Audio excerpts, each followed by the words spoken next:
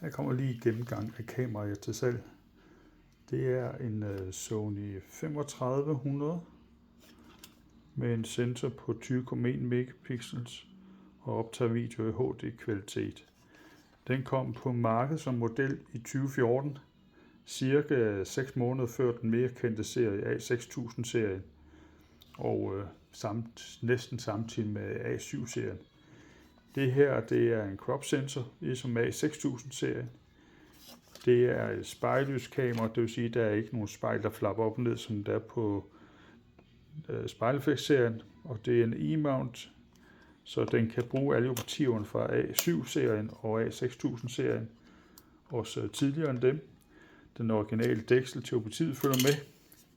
Kit-operativet har også en modlysblænde. Den kører fra vidvinkel 18 mm ind til portræt omkring 50. Jeg kan lige prøve at tænde den, og så kan jeg lige prøve at tage nogle billeder med den. Det er tempoet på den. Og udover det her objektiv, så har jeg en lang tele.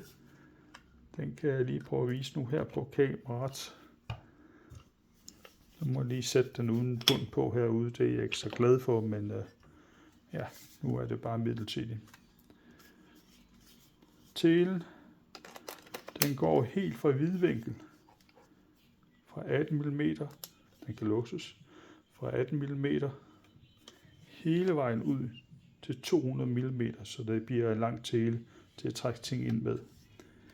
Den har bevægelsesstabilitet, rystestabilisering, indbygget i objektivet, så den modgør rystelser, så vil sige, så lidt nemmere at stille skarp, og uden at komme til at ryste. Tempoet er på det her kamera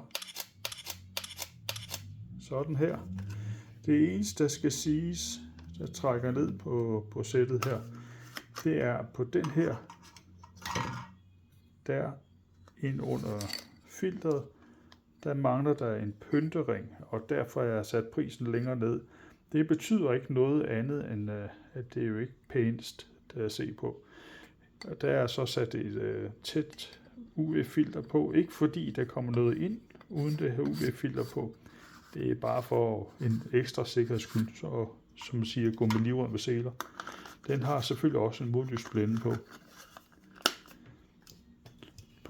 Til sættet har jeg smidt et 64 GB kort med, så der er masser af plads, og et Duracell-batteri i, og en oplader. Det er min ekstra oplader, og den har jeg ikke været brugt meget heller ikke.